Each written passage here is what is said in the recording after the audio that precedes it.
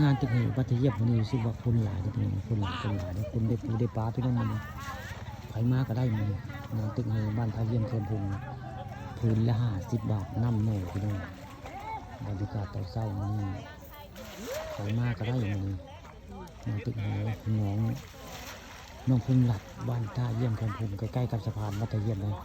มีการหาปูหาปลาเมื่อนี้ไผมาก็ได้ทุกคนพี่น้องมือนี่ปีนี้ไว้งานมื้อนี้นี่คือภาพบรรยากาศงานกับเจ้าพาปลาหนองนพุงหลัดบ้านท่าเยี่ยมเคียนพุงแบบนี้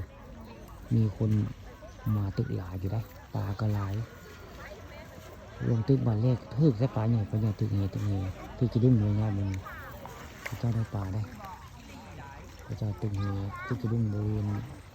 หนองนพุงหลัดบ้านน้ำพุง3บ้านหนึ่งว่าพิษบ้านท่าเยี่ยมใกล้ๆกันน้ำพุงได้ข้างหลังเป็นน้ำพุงได้ข้างหลังเป็นน้ำพุงอันนี้คือเป็นน้ำพุงหลัดเพราะว่ามองน้ำพุงหลัดบ้านท่าเยี่ยมนั่นผู้ข่าปานะครับประชุมเลยภาพบรรยากาศในงานน้ำพุงหลัดหนองบ้านท่าเยี่ยมมาให้เบิ่งมาชมได้นี่คือภาพบรรยากาศในงาน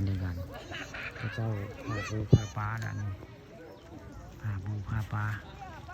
หนองน้ำพุงหลัดบ้านท่าเยี่ยมแคมพุงได้นี่คือภาพบรรยากาศตอนเช้าวันอาทิตย์ได้มื้อนี้พระเจ้านัดกันมาพาปลาพื้น50 บาทปลาลายพี่น้องน้ำหน่อยมื้อนี้ได้คู่คนได้คู่คนนะใครก็ได้มีแต่ปลาตัวใหญ่ได้ปลาก็ได้ปลาไม่นะเดี๋ยวคืออยู่มากเลยบุรุษเลยตัวเดียวก็ได้แล้ว50 บาทคุ้มค่าเลยพี่น้องมื้อนี้ใครมาพาปลาหนองท่าเยี่ยมแคมพุงนี่คุ้มค่าพี่น้องบุรุษเลย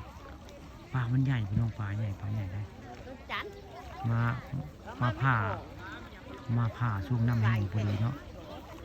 น้ำแห้งเลยเจ้าผ่าน้ำแห้งผ่าน้ำแห้ง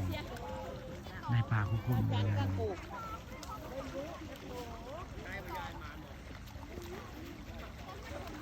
ด้ถังได้ปูปลาต้องไล่มักเอวรถได้